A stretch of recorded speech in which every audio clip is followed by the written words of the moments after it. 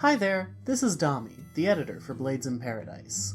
I just wanted to drop in really quick to let you know that at around the 40-minute mark of this episode, Riley's audio drops out. We decided to go ahead and release the episode as is anyway, because we felt that the episode still worked well enough. But I just figured I'd give you a heads up in case you started feeling as if anything gets a little weird at the tail end of this episode. Thanks so much for listening, and I hope you enjoy. Greetings and salutations, good friends, and welcome to Blades in Paradise.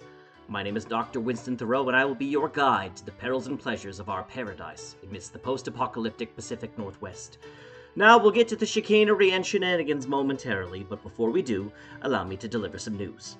Blades in Paradise is an actual play podcast run in John Harper's Blades in the Dark, and we're sponsored by the developer Evil Hat Games. Use code BARDROCK10 at checkout to save on your order. Bard Rock Network is sponsored by Dragon Master Games. Visit dragonmastergames.com for all your CCG, TCG, TTRPG, and miniature game needs.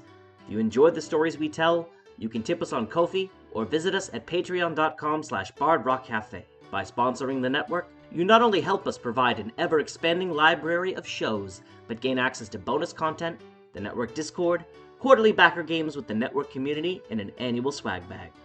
Now, without further ado, let's join Lizzie, Sterling, and Max, as well as myself, the crew of ESPN. Enjoy. Blades in Paradise is a dystopian story intended for adults. These stories intentionally address challenging topics that might not be suitable for all ears.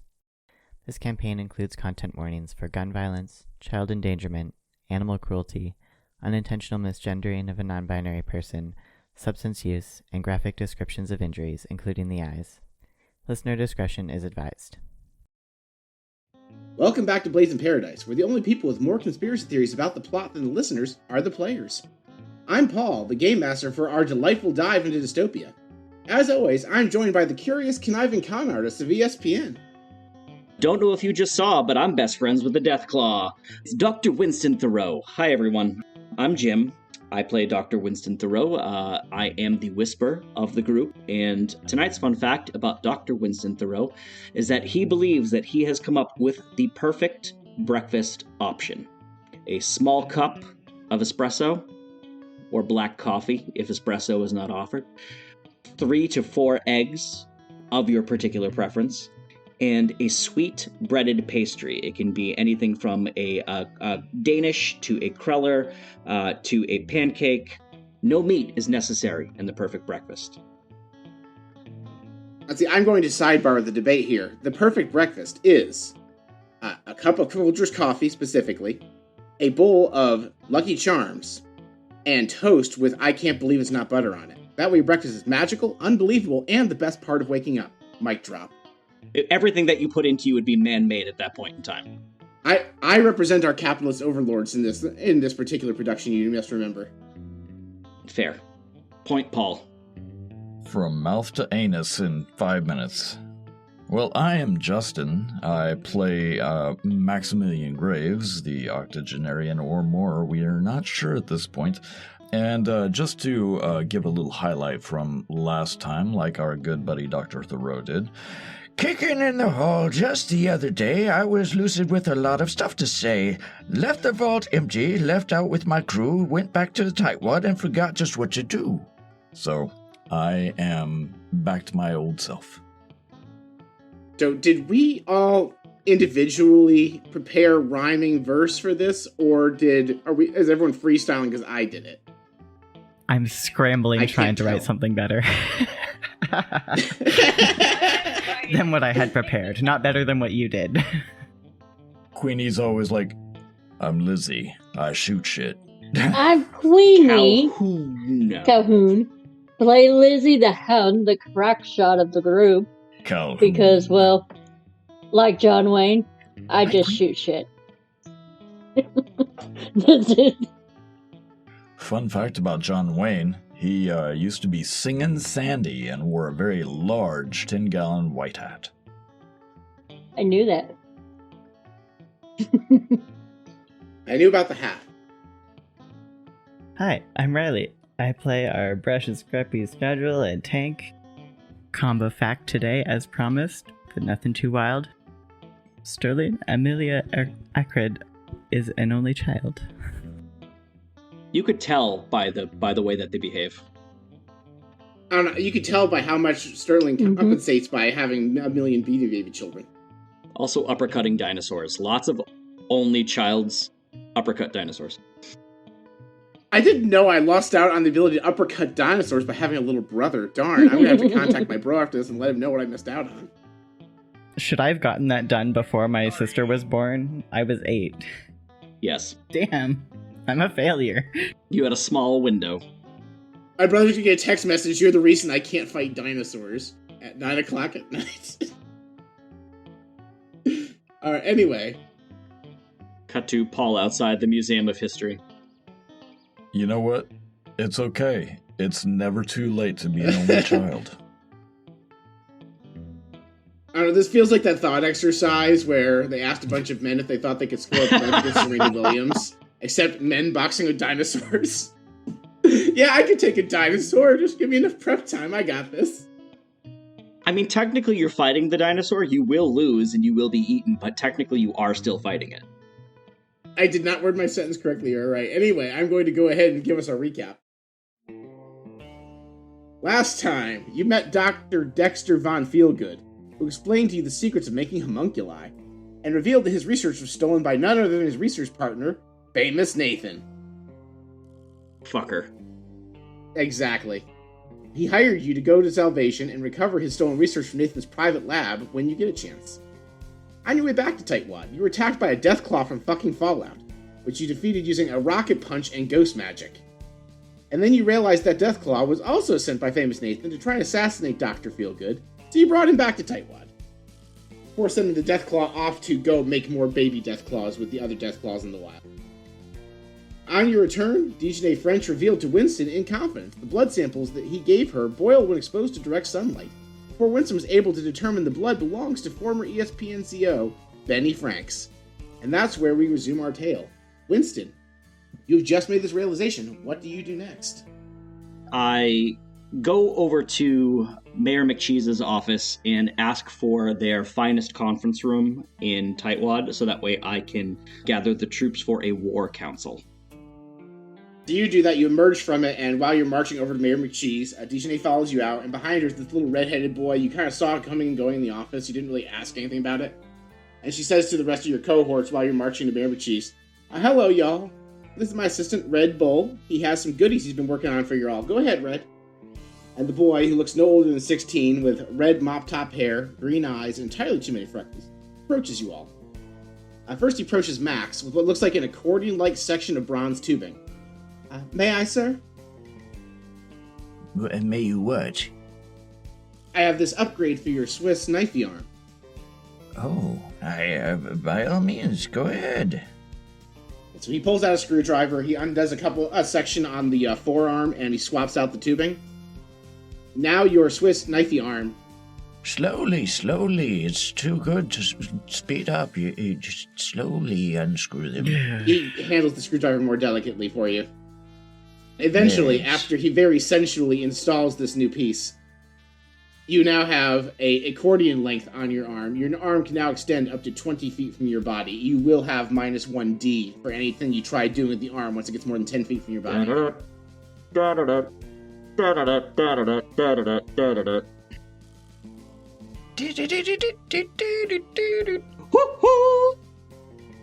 I'm just curious as to how much of Max's humanity is he going to lose in this game. How much do you start with? That's a good question. Also, I'm not giving you more machine parts. I'm just making the machine parts you have cooler. Is Lizzie's dog also able to walk on 2 feet and follow us around and fix things so that way we don't have problems? I have a question. Okay. Red Bull gives us things. Yes, Red Bull gives you things. Oh, that's good. Fuck. I appreciate when I actually try being subtle about a joke and everyone gets it. I thought I'd have to actually give somebody glider wings for the joke to get there. In fact, Sterling, they approach you and say, "Excuse me, friend, but I was told you might want these," and they give you 2 bandoliers that you can now make an X over your chest, so you canonically have your Beanie Baby bandolier officially. I put my belt back on and then stop having to struggle in my pants. And I put Craig and Gordon and Possum's Creek on my Beanie Bandolier. Please tell me you also have I love Possum's Creek. like a bird named James Vanderbeek. I'll get there. I'm on a mission. Says, "Oh, I also got this for you. It'll go nice with your boots." He offers you a little wristband. It's got a little grappling gun on it. It's called a hook shot. So when you're doing the grind rail things, you don't have to use all of your rocket boost charges just to swing around when the rails disconnect. I will find a good use for this. Do you know anyone named Zelda, by any chance?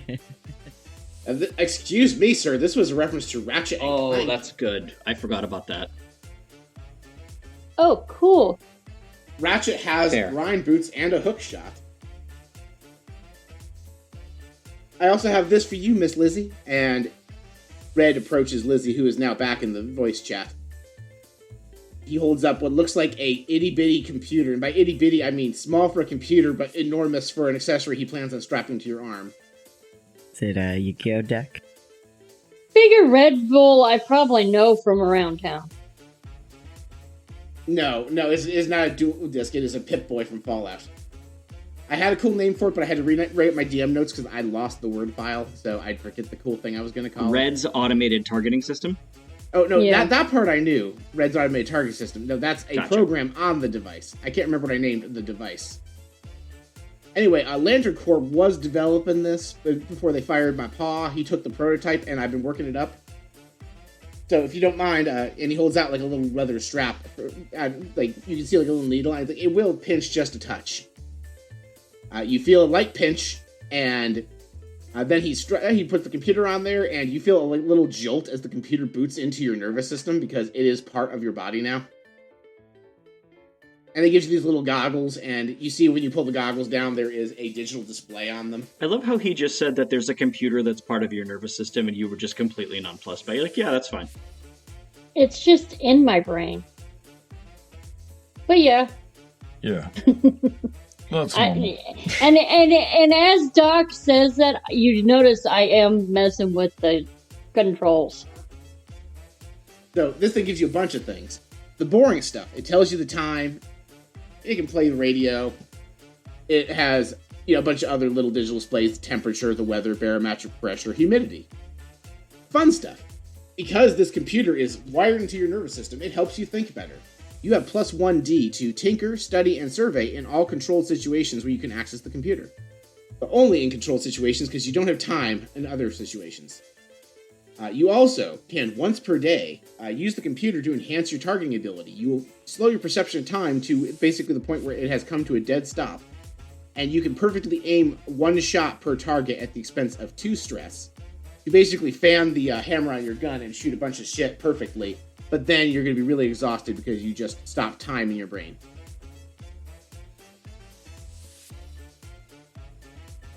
So you have all that, you play with your new toys. Is there a mechanical side effect to Famous Nathan's tincture? Famous Nathan's tincture? Mm-hmm. There's not a mechanical side effect, there can be flavorful side effects. It's basically just watered down versions of the good shit Dijonay makes. I will think less of you if you drink it.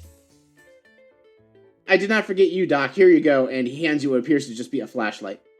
Thank you, Red. The next time I need to see things when it's really, really dark, I will think of you. Oh no, this is a special light, Doc. Here, flip it on. Okay. What is this? D batteries, C batteries? If it's a black light, don't point it at Max. Oh, don't worry. We use solar power around here, so it would charge if you leave it out in sunlight for about 30 minutes. Okay, let's flick this on and see what we see. It makes a very high-pitched whirring sound as you point it, and it projects the light about 6 inches, and that's it. You see a setting to extend the beam, but it defaults to being interacting with things about 6 inches from it. And what am I supposed to use this for, my boy? I mean, you know you can't do anything with only 6 inches. I didn't just say that. I have known people that can do a lot with 6 inches. Well, that really depends. Yes. Yeah, I don't have to worry about that. You see, I've always been Able to extend 20 feet? Yes, I understand, Max. Yes. Yeah, you got there before me. That's what she said. Ha! Red, what am I supposed to do with this strange light that you handed me? Well, sir, it's actually a screwdriver. On what planet does that make sense? Well, you see, my dad, when he worked at Lantern Corps, he had this project. They said, what if we took a screwdriver and made it a little more sonic? All right. I was there. I knew where you were going. I knew it. All right, so how does it work? I don't quite understand. Does it just go really fast and eat chili dogs? Like what's your deal?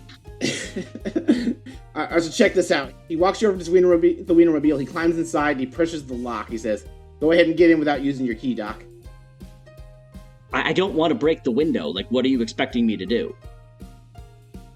He gestures a flashlight motion at you. Okay, so I flick the flashlight on and I press it up against the door of the car. And you watch the lock just pop open magically. And a small nuclear device. Well, how about that? Can you explain the rationale and how this actually... Is it just sort of like a Deus Ex Machina kind of thing, or is it more of like a... You see, and this is the part where Max goes hangover vision again and explains how this thing's using sound waves to manipulate physical particles to rearrange them so that the locks pop open. But with sciencey words. That's wild.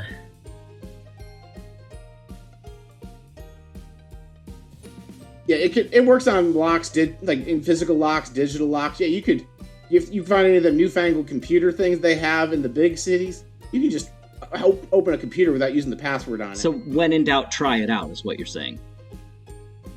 If you encounter a machine and you're like, oh, I don't know how to interact with this machine, and what I'm going to do is, if you try tinkering while using your sonic screwdriver, you also have +1. Oh. Red, thank you very much. You have been a wonderful help. Would you like to join us on the War Council? Oh, sure. It's about time for my afternoon snack, so that works out That's great. okay. We're planning on handing out juice boxes to everybody, and maybe a little bag of trail mix. Or... Ooh. Oh, the juice boxes. Victor hasn't been letting... Victor told me I'm not allowed to juice boxes. No, not that kind of juice box. Just actual orange or apple or white grape, not the plain grape, but white grape. Max is already popping open one. Sterling has a mouthful of grapes. Sterling just reverse engineered physical grapes from grape Where did you get juice. those? I don't even understand. They've been in my pocket the whole time. I refuse to do research on whether or not you can grow grapes in the greater Seattle area. I don't think it has the right climate to grow grapes. Yes, there are wineries all over Seattle. Okay, fair enough. I thought the primary exports were just tossed salads and scrambled eggs. I was gonna say, you can grow grapes just about anywhere. As long as there's enough water. I now challenge you, without a greenhouse, to go to the Nevada desert and grow some grapes. Well, why without a greenhouse? I did say enough water. I mean, there is water. There's the entire Hoover Dam. Doable, but unsustainable. Does not work for Hoover Dam. Either way, you go to the mayor's office. Can Max have a flashback when he was much younger and he's standing outside the Hoover Dam with a big bag of grape seeds and a stick of dynamite, looking ponderous? You really want to take stress for this, Max? I will go ahead, and as long as he doesn't blow up the dam in the flashback, so you can have that flashback for 0 stress. Maybe. If you want to blow up the dam, that's going to be a whole lot of stress.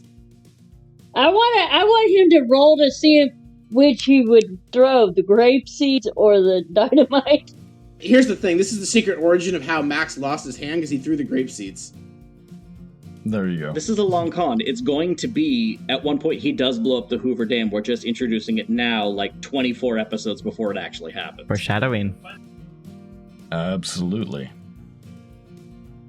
gonna share this on air, because after we established that this may be an alternate future for Monster Cafe, I told my colleague Tenzai about that, and he immediately texted Kenny, Archie must blow up Mount Rainier. No reason, just do it. Monster Cafe, everywhere your podcast can be found. Thank you. Who do you want to attend your war council besides you guys? Well, I would assume Mayor McCheese would be there, as well as Dijonais, as well as Victor Lord. Swift Taylor can come too if she would like.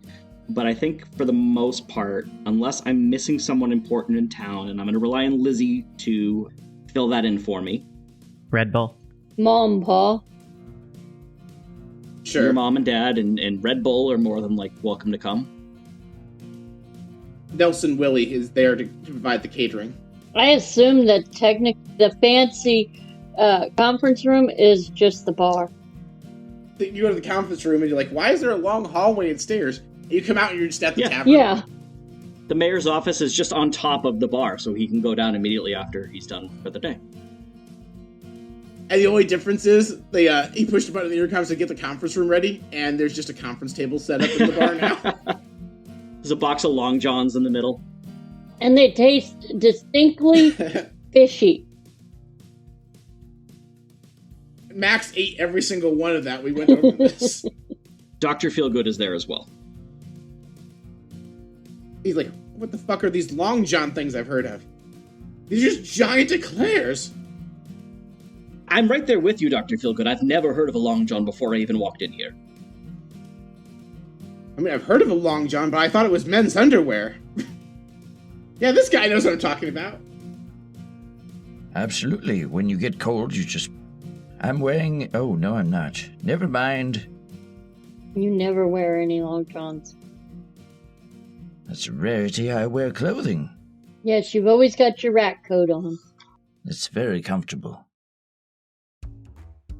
Ladies, gentlemen, young boys, respected public officials, doctors, I'd like to thank you all for coming here today to talk about the plague that has scourged our great territory for well over 25 years. His name is Famous Nathan.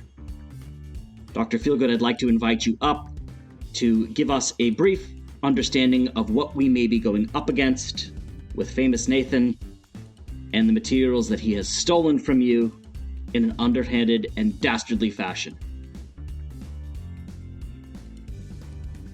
Of course. But before I speak, I do want to also welcome those of us who identify neither as man nor woman. I understand at least one of you is in the audience. Hello, Sterling. Thank you for punching that dinosaur thing. Cheers with a beer that I stole from someone. Yes, so as... I do not know how many of you know this, but your friend Victor Lord, he died 6 months ago. I returned him to life as a homunculus. He pauses for like a dun-dun-dun noise that doesn't come out. What are you waiting for? Really thought you'd be more shocked. It's like... I thought they'd be more surprised. Everyone looked deadpan like, we know he's a... We've seen the stitches, Doc. Oh, okay, fine. That was my big reveal. Anyway, I saved his life, but then... And also, he's like twice the size he used to be. Yeah, I guess if you describe it like that, maybe it's not so shocking that he's a monstrosity of science. Dun, dun, dun! Oh, thank you. I see somebody here read my notes for the presentation. Thank you. No, I was saying I'm done. This is a boring meeting. They didn't even provide my projector as I requested. And Red's like, oh, is that what this thing's for? And now the doctor has visual aids, and he puts up diagrams and stuff and explains basically what you guys saw last episode about he made the homunculi, and then Famous Nathan ripped him off by robbing the lab while he was gone. And Famous Nathan also invented the spirit bottle, or discovered what have you, and he seems to be up to something, but he's not sure what. He suspects that he is in the lab in Salvation. So shortly before we arrived here, we had a spirit bottle that had Nathan's grandfather, Famous Amos, inside. Now, those of you who are older will understand what a scourge and a blight Famous Amos was on this great territory. Those of you who are younger may not quite understand exactly what damage the Famous family was able to do to this territory. It is my belief that Famous Nathan is intending to bring Famous Amos back to life as a homunculus. And with his ingenious mind, he's planning on creating a number of terrifying and devious devices which will help him to take over Paradise, Salvation, and eventually Tightwad. We need to stop him, and we need to recover that information, and we need to recover that research so that way Famous Nathan cannot bring anybody back to life ever again. Are there any questions? What makes him such a famous anus? Famous Amos. A-M-O-S, Amos. Well, he's a famous anus because he is, an asshole, which is what an anus is. But the guy's name is Amos. Well, I know that. No need to be condescending or rude. I just misheard. I'm so sorry. I understand. I'm just explaining that he is also an Amos and an anus at the same time. Any other questions? Mayor Cheese goes, I might be a simple country mayor, but I'm wondering what exactly your ambitions are for our involvement in this enterprise. It seems like you all have been given this job by Dr. Feelgood to go in there. Like, we are mostly considered outlaws. We cannot just walk into the City Salvation as you all might. No, you cannot. But what you can do to provide us some assistance is you can provide a distraction. And you see, that is why I have invited Victor Lord and Swift Taylor here today. Because you see, if the outlaws of Tightwad were to devise a raid on the City of Salvation, that would allow my compatriots and I to sneak into Famous Nathan's laboratory while everybody was distracted and secure the goods and bring them back to Tightwad, where we can use them to our advantage and to Tightwad's advantage. That puts a lot of our good men, women, and other folks of a sort of persuasions in danger when it seems like you could just safely walk in there. The Famous Factory, he looks to, like, anyone here actually been to Salvation, know where the Famous Factory is? Most of the people from Tightwad are like, no. We can provide maps, schematics, drawings, anything that you may need. We're not looking for you to invade the Famous Factory. We'll take care of that. What we're looking for you to do is divest the resources, so that way Lantern Corp is not going to be as interested in what is happening at the Famous Factory. And from there, we'll provide a distraction on the way out, so that way you can get off with whatever it is you may like. That's a rather, touchy subject. Some people don't like to talk about that. I personally have no problem telling people what I like to get off on, but this is neither the time nor place. Max, I'm going to give you as many explosives as you may like to blow up that factory. Ooh. Here's another idea to add into that. We get subway uniforms for Victor and Swift to wear, and that way, if anything is seen, Subway gets in trouble. Lizzie, I love you. That was a genius idea. I'm really proud of Max for knowing that this is not the time to tell us certain things. I am too. Never too late to grow. So your plan is, if we were to skip to the engagement roll, to do a full frontal assault on this factory instead of a more stealth-based approach. Which is why you need a big distraction. Correct. With deception added in. I have my character sheet, and I realize that I don't have a pencil or eraser, so... It's the preparedness that we are known for. I have a pen and paper. I would argue deception. If you're going for deception, I feel like a giant, loud assault on the city is not what you need, because you're trying to divide resources. I was thinking we already have the expertise necessary to steal a train. Why not just crash that train into the train station? So, Doc, I remember when we robbed this train before, you all took offense to us risking harm to all of the passengers on that there train. Oh, I thought of that. No, we let everybody off in the middle of the desert, and we leave a brick on the gas pedal, and it just heads into city. Oh, you're just gonna leave them out in the desert where all the fucking death claws from Fallout are. Okay. There's only 2 more, and I've already taken care of one of them. And the odds of them running across the other 2 are very, very low. Let's be perfectly honest. It's a lot of territory to cover. Yeah, just the giant lobsters, the giant skunks, the cocaine bears. We established there's a reason people do I take this train between cities. Where are all the bears getting the cocaine? We can capture them. Let me rephrase this. We can let them off around where the previous train crash happened. There is shelter to be taken in the shell of the previously wrecked train. We can hold them there safely. We can notify the authorities as to where they are. And we can have the train go poof into the train station while we go ahead and we rob the famous Swift Taylor raises her hand. May I propose an alternative to your somewhat risking of human lives plan that is generally the same thing, good doctor?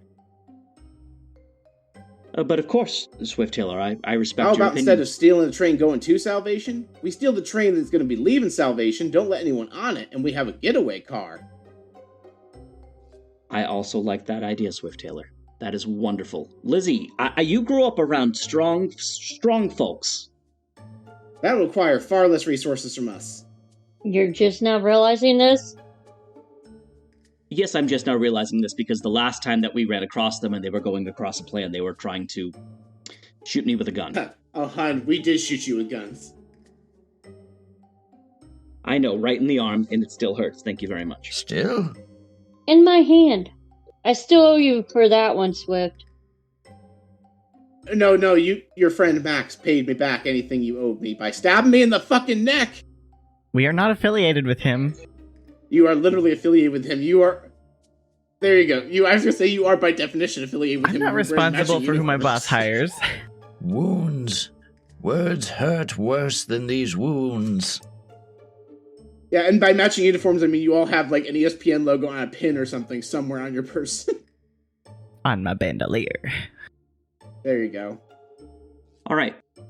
The Lord and Taylor gang sneak into the city. They steal the train and drive it back to Paradise. In the interim, we go ahead and we break into the famous factory. We recover the necessary materials, including the spirit bottles with famous Amos inside. And we retreat to Tightwad, where we can defend our position. How does that sound to everyone? Town of Tightwad would appreciate if you didn't lead the authorities directly here. They need to wait, and also they need to wait to go to Paradise until we're on the stupid train. Yeah, it was meant to be your getaway vehicle. Like you're going to create the commotion, and then you can hop on the train as it's pulling away. You get away from the thing you just attacked.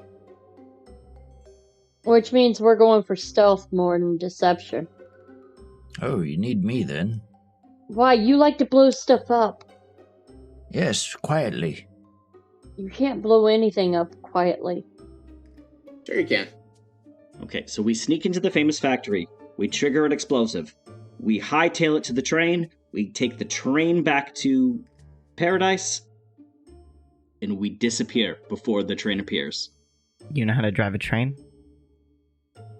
I do. I got conductor in my brain. Would you believe me if I said that I've planned this from the beginning when I put the conductor in his brain in the first place? Nope. Anybody? No, okay, there. No, I did not plan that, no. Good try. No, I understand, yes. No, I'm just taking credit for something. Yes, okay, bye.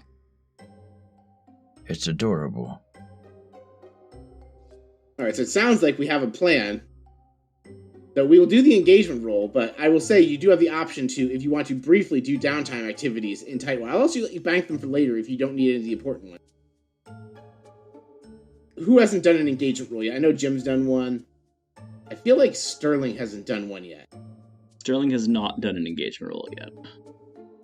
Pressure. Let me go ahead and see how many dice you get here really quick. So you get 1 for raw luck, check. This is a very bold and daring operation. Have plus 1d. The plan is not overly complex, so no minus. Does the plan's detail expose a vulnerability of the target or hit them where they're weakest? What is your detail here? What would you say your detail is for this plan? What is the point attack, the social connection? What are you trying to leverage here? What are we trying to leverage here? We're trying to leverage our... The untimely demise of famous Nathan and all his machinations. Okay, I'll take that. Sure, have 1D. Famous Amos. And the fact that they stole him back and stuff. I like this detail. Sure, plus 1D, so we're up to 3D. You have friends or contacts aiding you. You just convinced an entire town to commit a suicide mission to help you, so yes. I should have made you roll sway. Oh well. That's so pessimistic. Jim, go ahead and roll sway to convince the town this is the plan. Just to cement it in So there. I'll take a stress to help you. I am going to push myself. 4, 4, 4, 1. You get Lord and Taylor gang, but like, you get the impression they're not bringing the whole Lord and Taylor gang. Like, no, you get just Victor and Swift and like the absolute stupidest goons they have, and maybe Sloppy Joe with a cowboy hat. 2 homunculi can take over the world. Let's be perfectly honest. Yes, because there's definitely 2 or less homunculi at the Foot Locker. I could fight him. You're up to 4D, and then are there any other elements we want to consider? I don't think so. This is a higher tier target because Famous Family is high tier, so minus 1D. So 3D total. Alright, you guys are going after the richest and most powerful family other than the government. I had 4 in my hand. I was so excited. All right, we got a 6, a 4, and a 4. Woohoo! 6 is pretty good, so I'm gonna go ahead and say the main benefit you get with a 6-year engagement roll is you get there, you go, oh shit, does our elevator key here work? And yes, it does. So you can get to the middle of the mountain with the elevator. You don't have to take the stairs and hope this train robbery lasts 8 hours. Where are we on replicating these keys? You've not started a long-term project. Well, we've been a little busy, okay?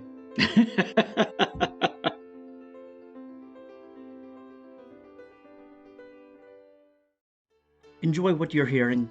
Rate us on your favorite podcatcher. Reviews on platforms like Apple, Spotify, or Good Pods help new listeners find our content. It's a completely free way to support the show. Thanks for listening.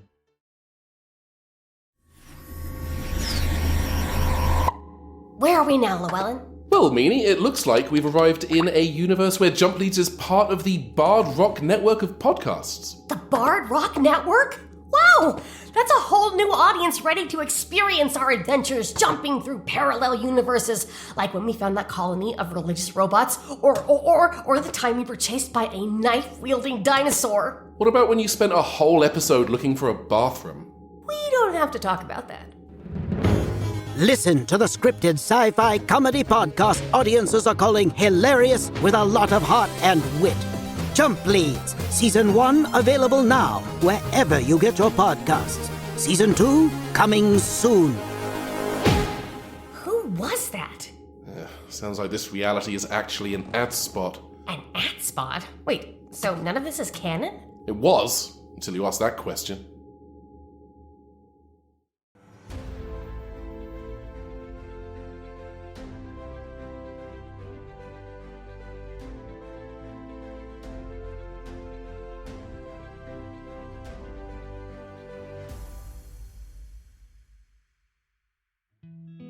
Does anyone, before you embark to salvation, want to use any downtime activities to recover stress or heal injuries?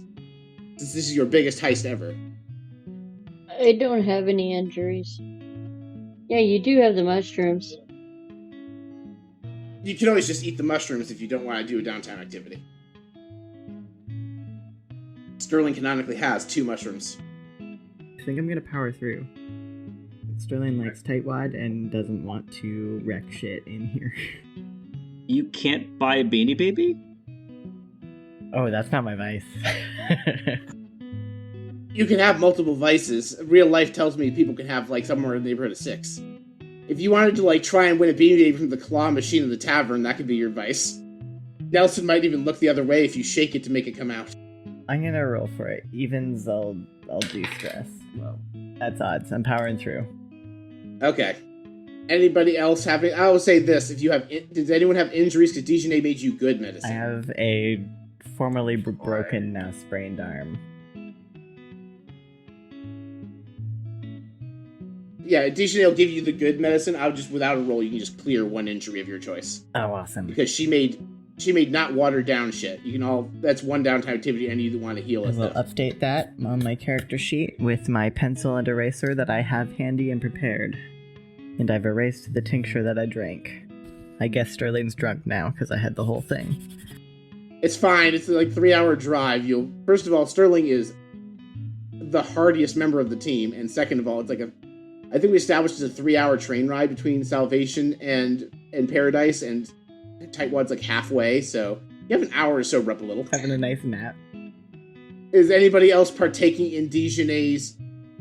Dijonay also calls these steamed cola. Her instead of tonics, she makes colas. They are medicinal colas. Steamy cola.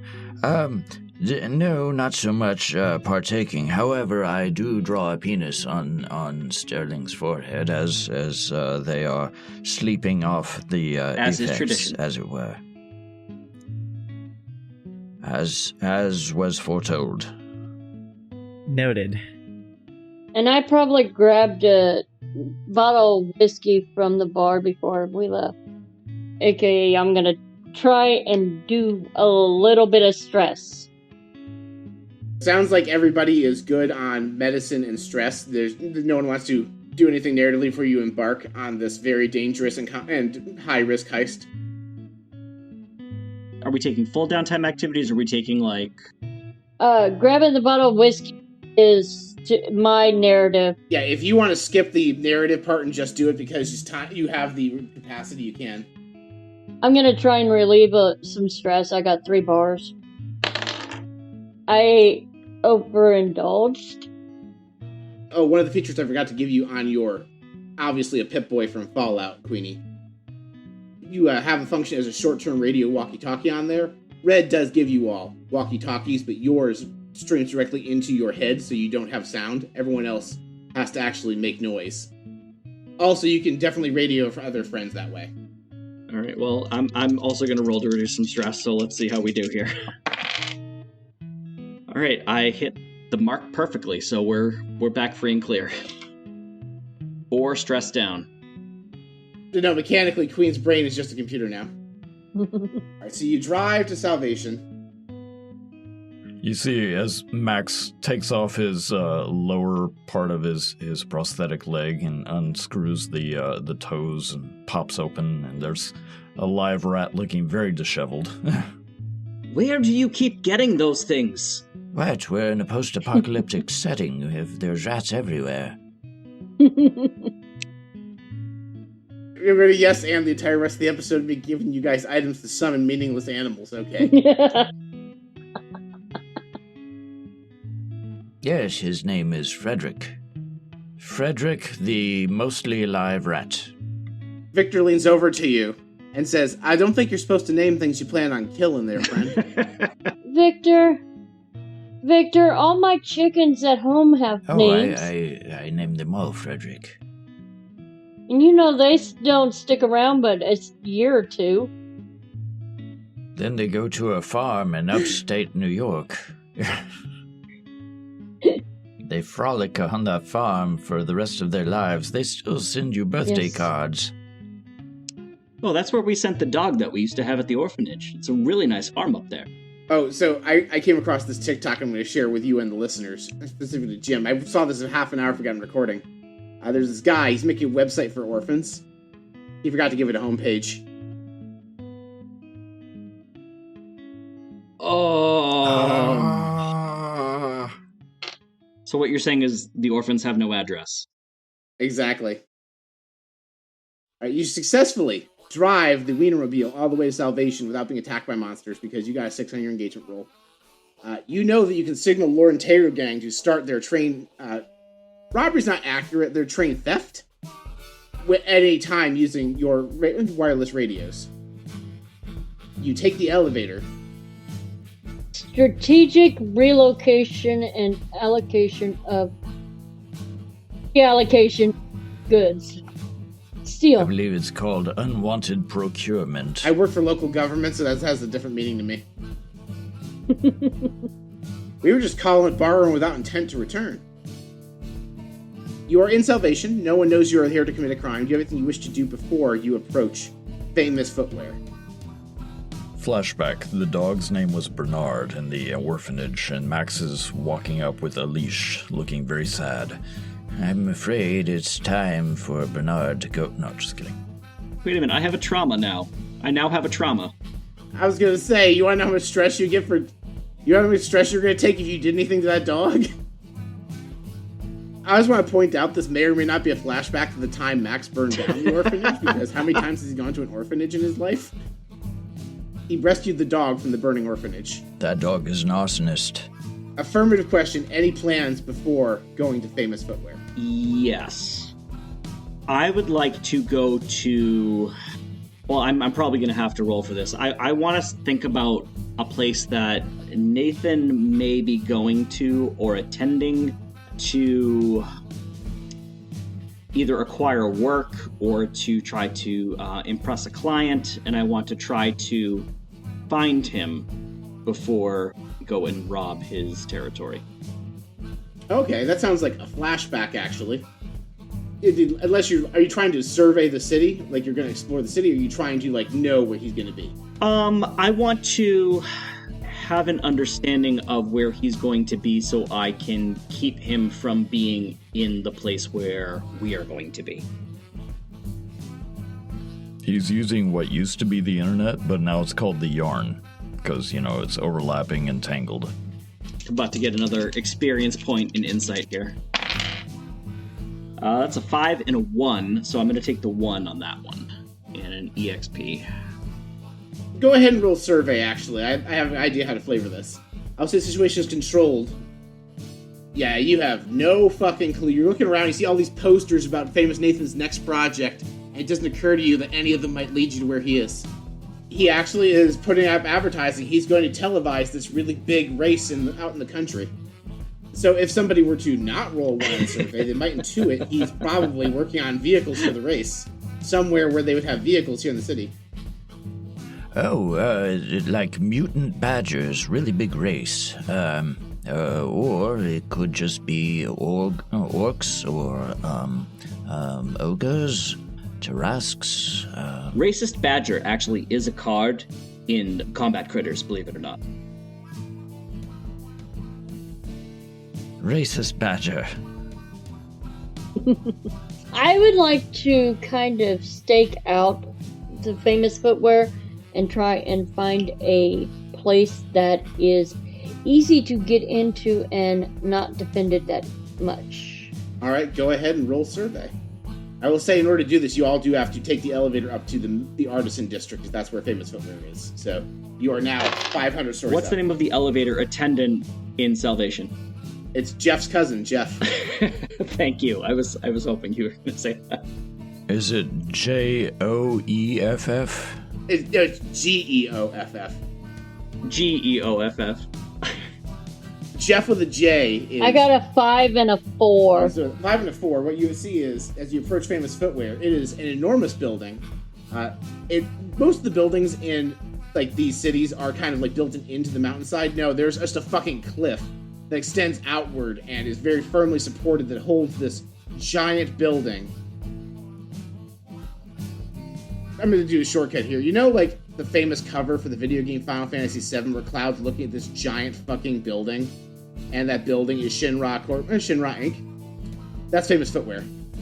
You see, like, the base of the building used to be what was a shoe factory, which is how the Famous family got their start under Famous Amos, is they had a combination...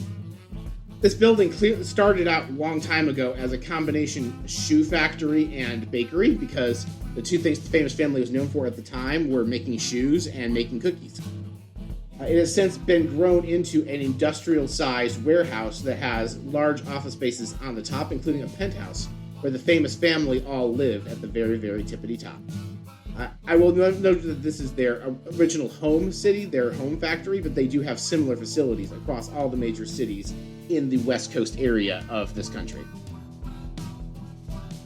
You see a front entrance, which has like a huge foyer lobby before it goes into the different factory parts. That's probably the brute force way. You also see like there's a loading dock in the back. And with your 5, I will say you see a small, like, looks like a maintenance door, just like a little iron door on the side. It looks like it probably opens up into a stairwell, or if you want to get anywhere interesting, you have to climb 50 flights of stairs. Which is nothing for you guys, because you live in the city of stairs. Speak for yourself. Yeah, we have an elevator key. I said you live in the city of stairs, not that you had to take them all the time. You used to. Is there a tavern or a bar nearby where all the workers go to grab a drink afterwards? Someplace where everybody knows their name? Oh, yeah, there's definitely such a bar. I'm trying to think of another word for cheers now, and I can't think of one. Salute. Salute, there you go, salute. Salute, the bar where everybody vaguely knows what you look like, is the bar where all of Famous Nathan's employees go in between shifts. The waitstaff has on those, the black French berets with, the black and white striped shirts and, really tight black pants. I know that's what you're going for, but I just now envisioned all the waitstaff are mimes. Absolutely. Which makes me communicating with them really annoying because they just pantomime everything at you. No, I want a whiskey soda. A whiskey soda. Oh, I know. That's exactly where I went with that. And they pantomime pouring it, and somehow the glass is full.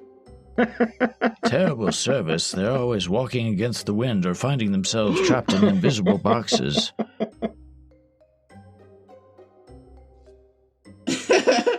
I will say that because you know the Famous family so intimately, you do know that the factory is a 3-shift factory. There's never a point where the entire staff is gone. They're just replaced by people who work other shifts. This is a capitalist hellscape, and you don't close business. I was hoping we could render some of their employees unconscious while they were in an inebriated state and abscond with their uniforms, so that way we could show up for our shift. So this is where Sterling and I come in? That's where you and Sterling come in. Mm-hmm. Couple moving pieces. Queenie is surveying, so Queenie now has the layout of the building. Where do you all rendezvous to have this conversation? Are you rendezvousing just in, an alley outside of Salute? I mean, we could get a table. The waiters aren't going to tell anyone anything. They only vaguely know everybody. Alright, so you walk into the bar, and on the door of the bar is a giant poster that says, "I want you," and it has Famous Nathan pointing at you the way Uncle Sam does in those old retirement posters, and says, "To work at Famous Footwear." I'm going to rip that down and just, throw it in the trash can that's next to the bar. You rip it down, and there's just another copy on it, like those duck season, rabbit season things from, the old... Can I take, because I have demolition tools, and that usually includes a can of spray paint, take the spray paint can I got and spray an X across the poster? Deface Miss Nathan. Yes, you can. You have now defaced a poster. Alright, so you walk into the bar. Immediately, red and blue lights flash. Woo! Why would I get you guys arrested for petty vandalism when I could get you for grand larceny and criminal trespass? You go in there, and a mime gestures vaguely at you to take a seat. He pantomimes pulling a chair out for you, and the chair in front of you actually moves. I take the chair, turn it around, and sit in it backwards. You get this weird feeling because, you've been around the dock often enough where you know he's, attuning to the spirit field. You think that some sort of ghost magic might be how their pantomiming is making things work. Maybe they're born with it. Maybe it's pantomime. And you see, the bar is just full of employees. While the waitstaff don't recognize anybody, Winston, I want you to specifically roll either prowess or finesse to be skulky. Yeah, or prowl is the word, because you're trying not to be detected. Prowl. It's a 5. 5, you get a couple looks where people, get the impression that they recognize you, but they kind of just shake it off deja vu. You get the impression some of them might have made you, but, they don't care enough to do anything about it. So what you're saying is they only vaguely recognize me. But that's supposed to be the staff, not the... Anyway. Doodle-doodle-doo-doo. You are not recognized for your close connections to the Famous family, which might get you in trouble in this area full of employees that constantly see all the Famous family and their cohorts around and might have seen you and Famous Nathan having a scuff at some point or something. All right, now that we're here, we need to procure 4 uniforms. So that way we can then sneak into the factory at the next time that there is a shift change. Okay? Oh, I've been drinking, as you see, and I take off the bottom half of my leg again, unscrew the same toes, and start pouring out some alcohol from where the rat used to be. Max, who gave you alcohol and when did you drink it? That had a rat... Oh, that's not good.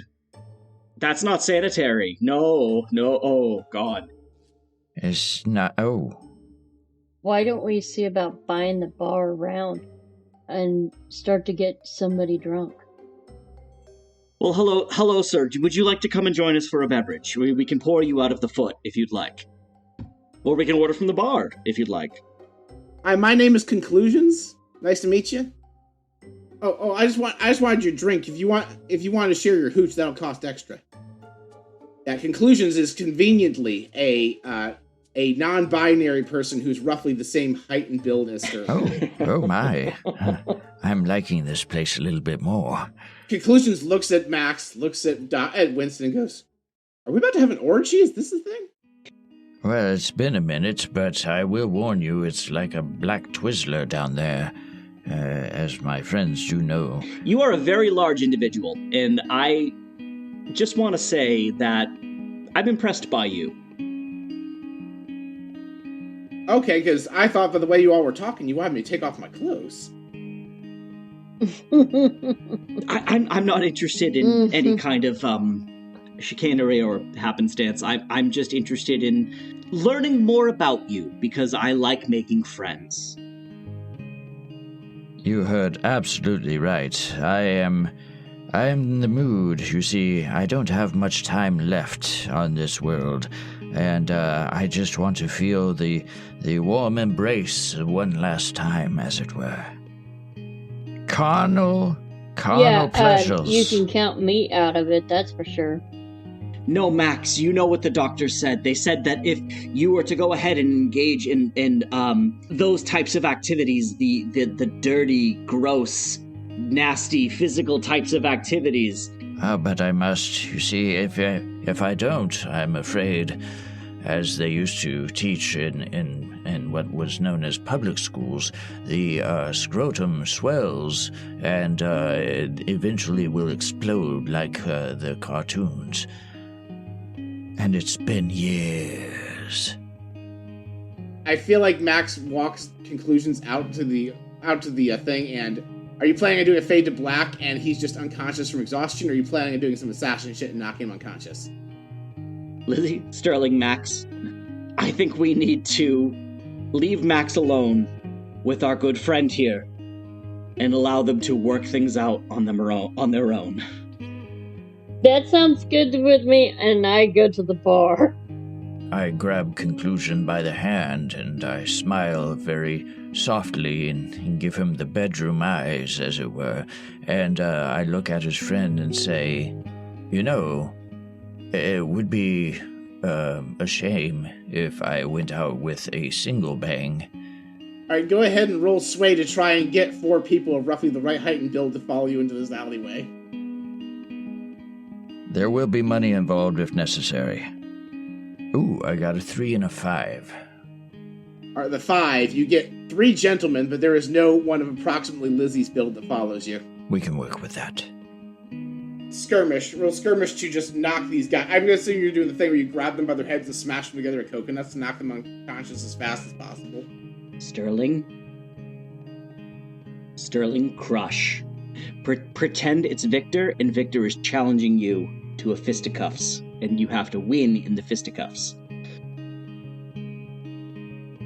You get 2 out of the 3. The other one, which is Conclusions, turns around like, "Wait, what's going on?" Maximilian, flip them the bird. Oh, I would never. You see, I am an old man, and my dying wish is to go out with a bang. As I produce a ticking rat. Did you make a rat bomb? Did I?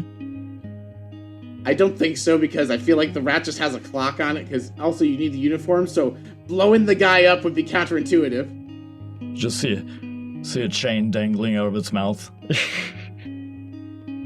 It's the crocodile from Peter Pan, but a rat. It's actually what took Max's hand. Go ahead and roll skirmish or hunt or whatever your offensive stat is, Max, to. That would be a 4 is the high one. Hits them right in the forehead and they just pass out. You clobber the guy with a rat. It doesn't knock him unconscious. He turns around because he's freaking out and he runs into a brick wall and stuns himself, and now he's unconscious. However, you guys realize you just made a very loud commotion. Oh, I'm overwhelmed with the pleasures of the flesh. Yes, take me, all this loose skin, just use it as handles. Use me like a wet nap. Can you believe that all of these unconscious individuals were fighting over Maximilian Graves? Like, I cannot believe that they were fighting over this individual. Like, it is insane to me that they were willing to fight each other into unconsciousness to engage in carnal pleasures with my friend. Why is that so unbelievable? You're kind of insulting me now. Am I not pretty enough? I'm not trying to insult you. I'm just playing Mickey the Dunce. That's a lot of assumptions. Oh, you're beautiful. That is not his legal name, and you know that. You and I both know that. All right, so I'm going to cut to Lizzie really quick. And I'm still in the bar. Lizzie has found a Mark who is clearly a lightweight, and she drinks them under the table, and I'm going to go ahead and assume you just offered, to drag the person out to, roll over, and then you just take their clothes off while they're unconscious in the bathroom.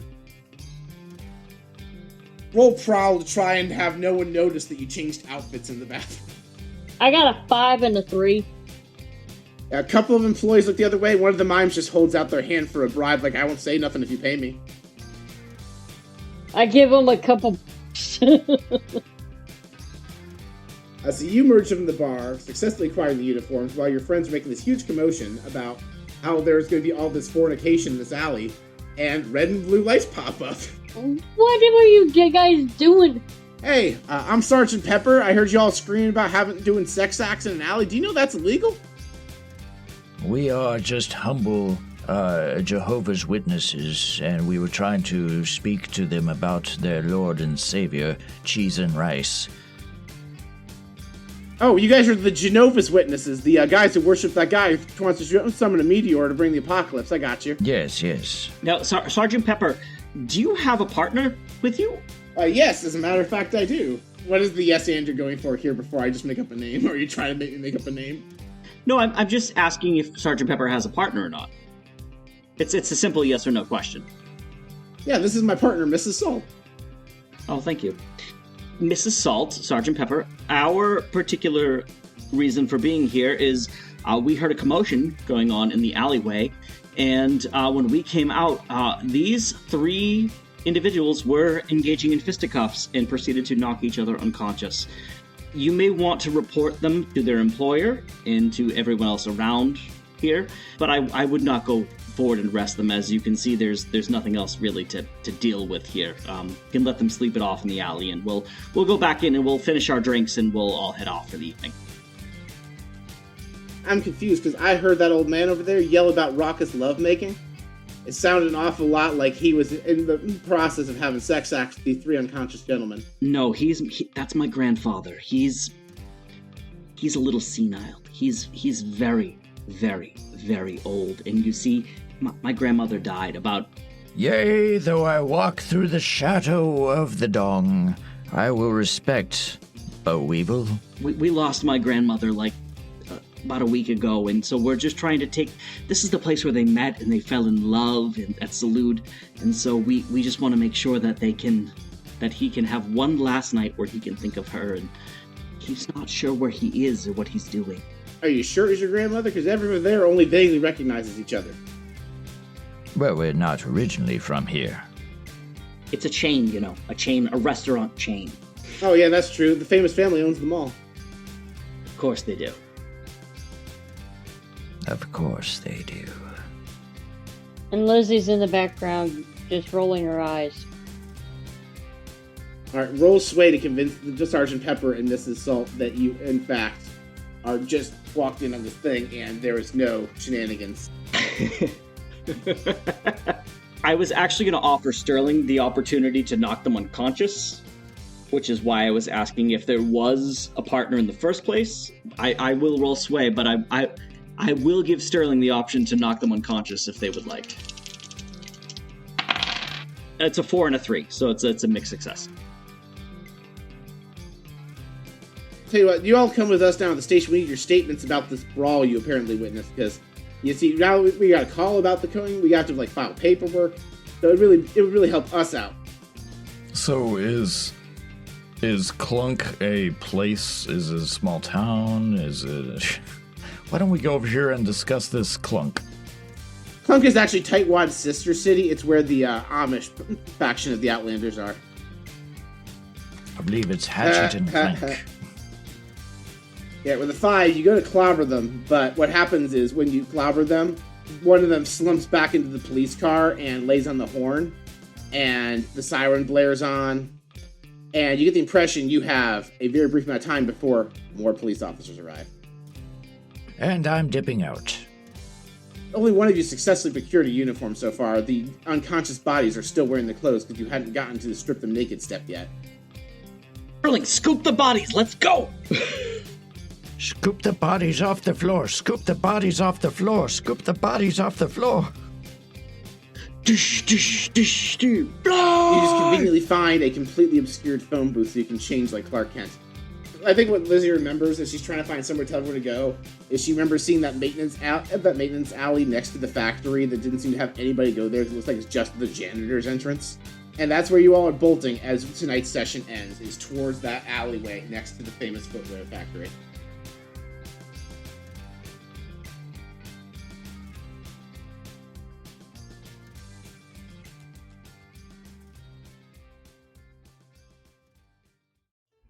Blades in Paradise is Paul Kinter as Master of Ceremonies, Justin Langston as Maximilian Graves, Faith Queenie Long as Lizzie Calhoun, and Mel Riley as Sterling Ackred, and myself, Jim Remus, as Dr. Winston Thoreau. Dami Widener is our editor. You can directly support this show at patreon.com/bardrocknetwork, starting at just $3 a month. You can join us on Discord, you can come play games with us, we'll even send you network swag at the end of the year.